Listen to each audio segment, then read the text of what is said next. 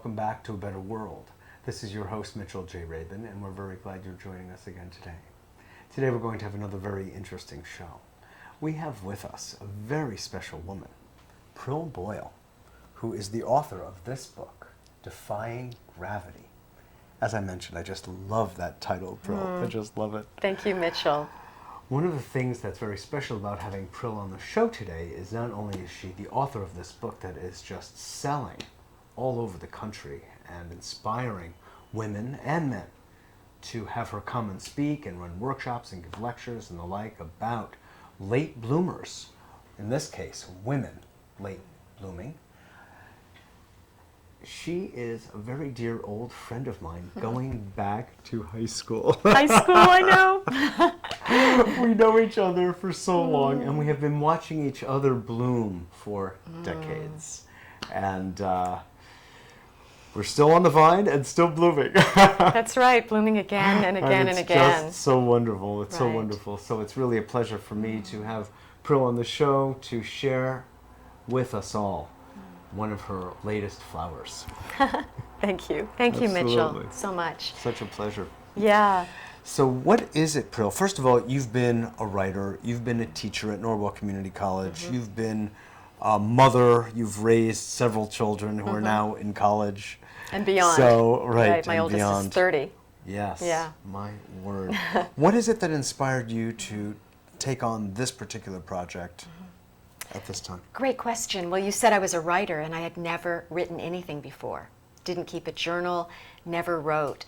So when I talk But you were about teaching myself, writing? I was teaching writing, but the kind of writing I was teaching was not creative writing, was not fiction, was not even creative nonfiction. I was teaching academic writing. So I had done academic writing because I had been to school later in life. I graduated from Georgetown University at 38. Wow. So that was another sort of Late unpeeling of blooming. myself. You know, I love the blooming metaphor in some ways, but in other ways it's imperfect because it sort of implies, as flowers do, that they bloom once and then Yes. that's it. Exactly. Whereas, or early, early. right. As though that there's some kind of inherent value to that. Right, exactly. When bamboo actually will be under the ground, you won't even know it's there for approximately 6 years. At the end of that 6-year period, it takes off and flourishes. Well, now in that way, what a beautiful metaphor for what I'm talking about, which is really more than just changing tracks, that kind of thing, becoming successful, however one defines that later in life. It's really about coming into one's own, peeling off the layers of self-doubt, of fear, of insecurity, of caring what other people think, and just having the courage to listen to your intuitive knowing and become fully yourself. That's really what this book is about. So I had never written anything before for all intents and purposes, and I was teaching academic writing, which is just, you know, EN 101, English 101, Norwalk Community College in Connecticut. And I was feeling for my students, if you will, because they were juggling, you know, home life. A lot of them were single mothers. Some of them were fathers. They were working, and they were trying to go to school. In some cases, they had no idea why they were in school. They just sort of wanted to take a step, to do something different, to mix it up. And this is what it looked like. And this is what it looked like. In other cases, they had a vision, they had a dream, and there they were at 30 years old, perhaps, wanting to become an architect and taking English 101 in community college. And I was always looking for ways to keep them heartened, is the word.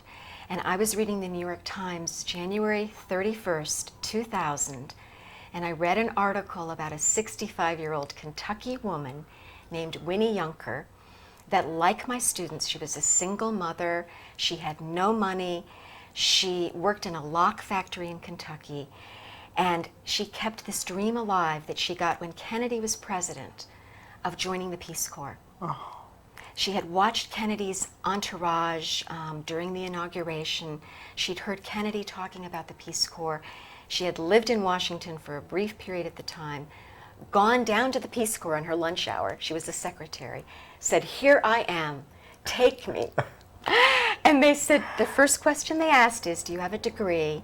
And she said, no, I don't. Mm-hmm. And they said, well, we can't take you. And she said, I was just dashed. That was the terminology she used. She said, I was just dashed. It was like my heart was broken.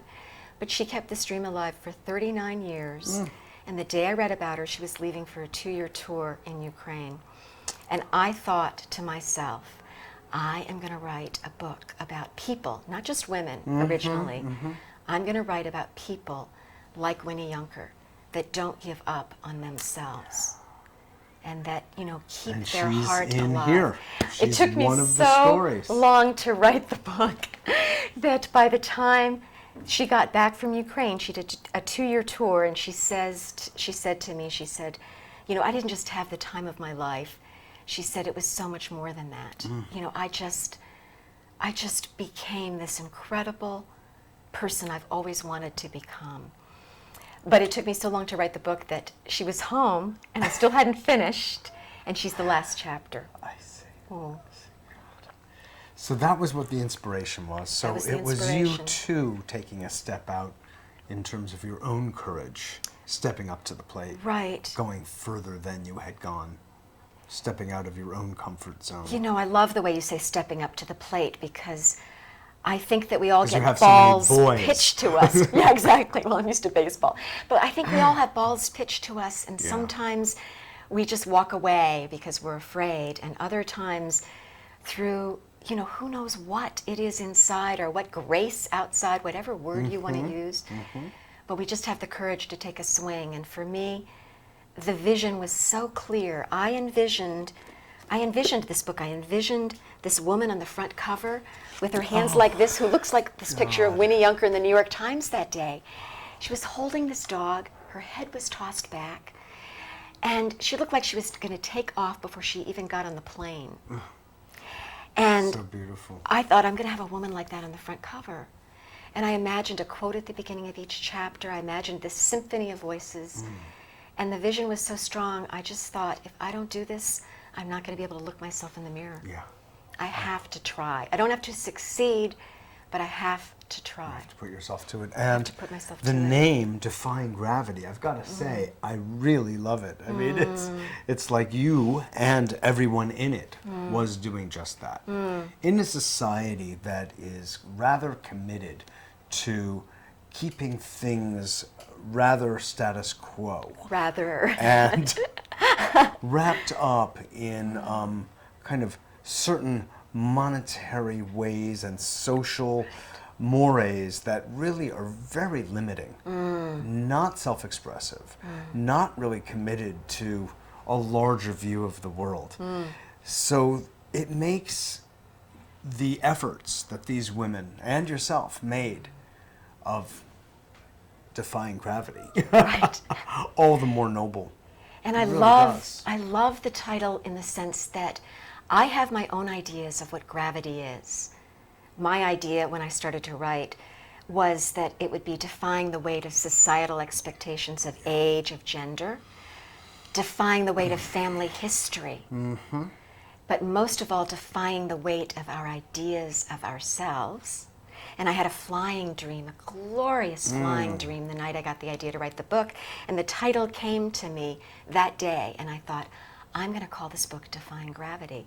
But I love that, other people can bring to it their own baggage, their own ideas, their own feeling of what it is that weighs them Their own down. associations. Their own assessations.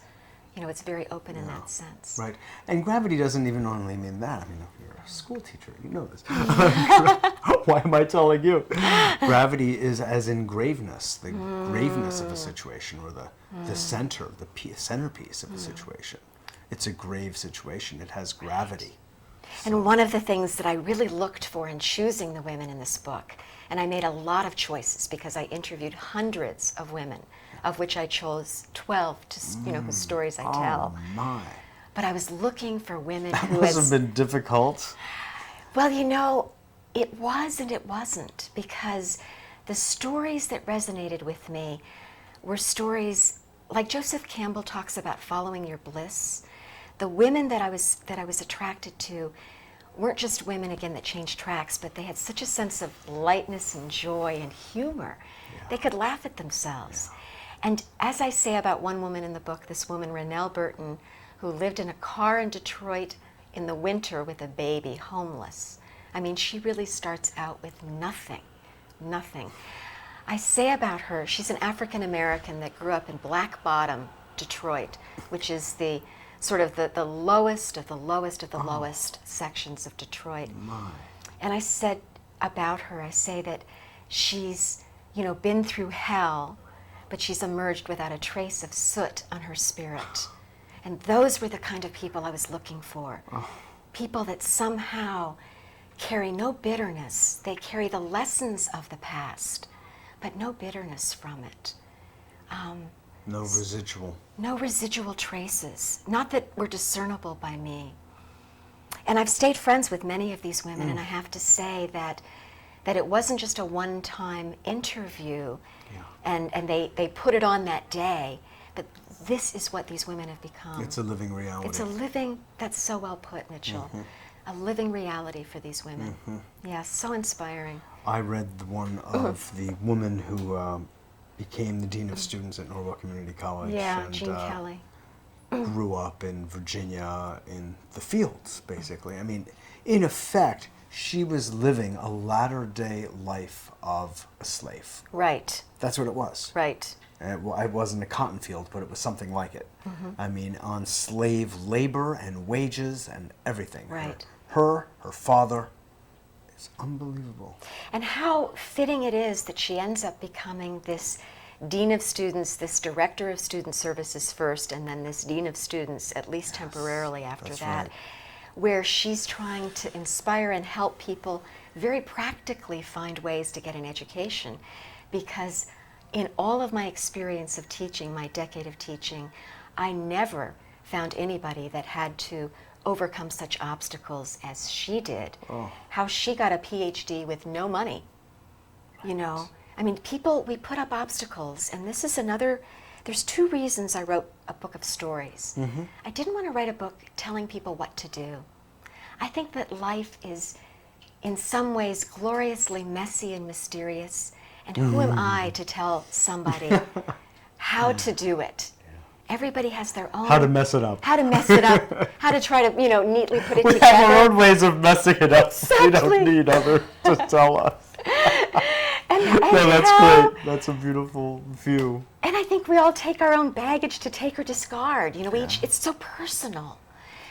But I felt like stories, people could take from them what they had ears to hear and were ready to hear. And they wouldn't hear the rest. Yeah. But I wanted to address, in my choices of women, besides wanting women that were blissful, so to speak. They wouldn't describe themselves that way. Many of these women are just very... they don't exalt themselves. They're what they would call ordinary women. On purpose, I didn't interview anybody famous. Too easy to dismiss. Sure. More connections, more money, more talent. Exactly. Didn't want people that others would dismiss. But I tried to find people that would address within their stories, within their life stories, the kind of obstacles we put up between ourselves and our desire, our truest, deepest desires. And to show in a story form how there really are no obstacles. And that's not Pollyanna-ish. It's a matter of understanding the reality of an obstacle is something that in some ways is an illusion, and you can walk around it, you can dig under it, you can go over it, or you can realize that it's not there and just keep walking and walking until you get to where you want to go. Oh, this is a simple and profound teaching that you just enunciated. And really true.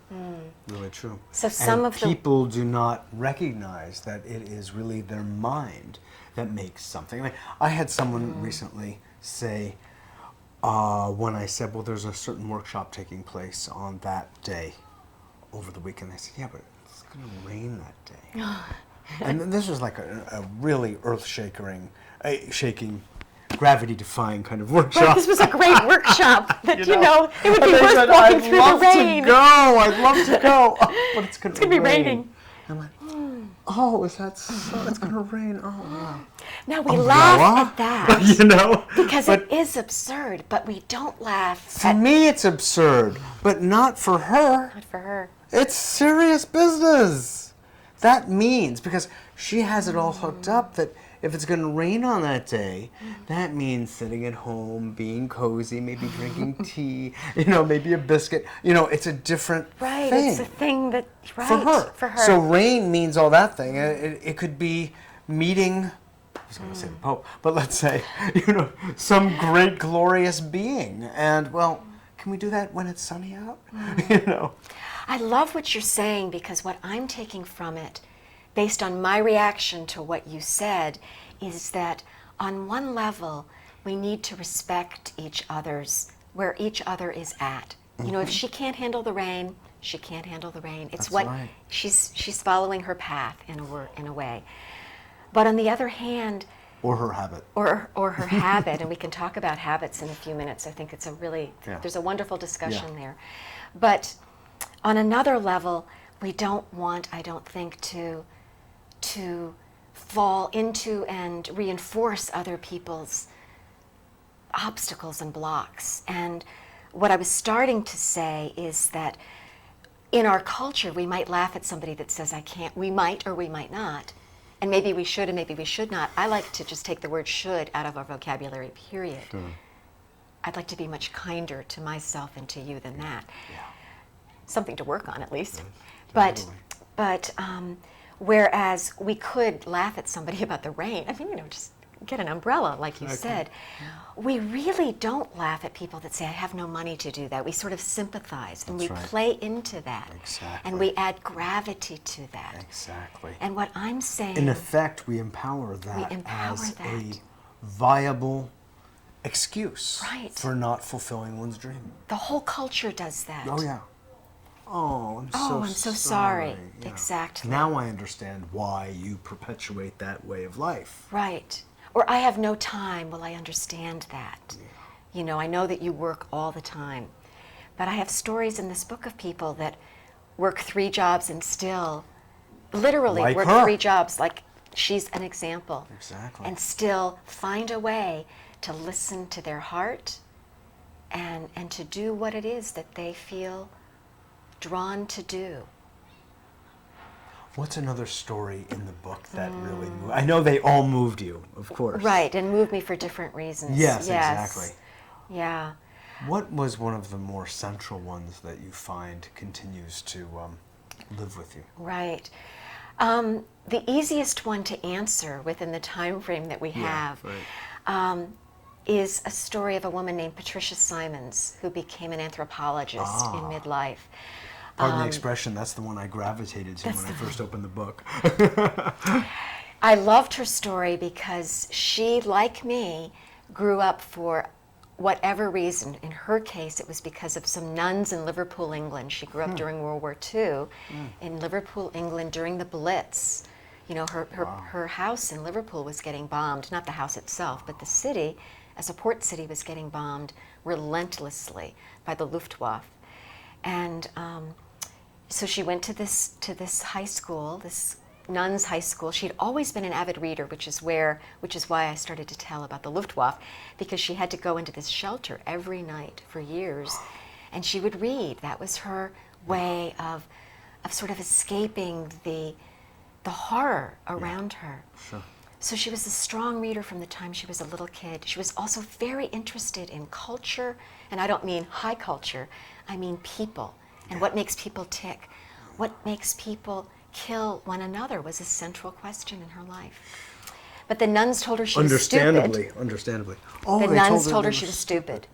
They told her she was so stupid that one day she got 100 on a geography exam. And geography in Britain is like studying cultures. It's not saying, Zimbabwe is here and, Kansas is here and its capital is that. Yes, like we did in elementary school. Right. What elementary school did you go to? Right. For farms for me. But anyways, the nun, when she got 100, and this is something she was passionate about, understanding about people and cultures, the nun sent her to the Mother Superior because she said to her, the nun said, you couldn't have gotten 100, you must have been cheating. So anyways, fast forward, she's in her 40s. She doesn't even have a high school diploma.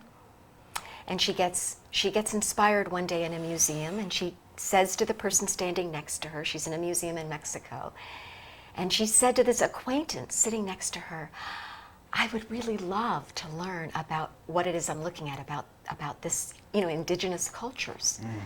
And the man sitting next to her has said one line, a very simple line. He said, well, why don't you?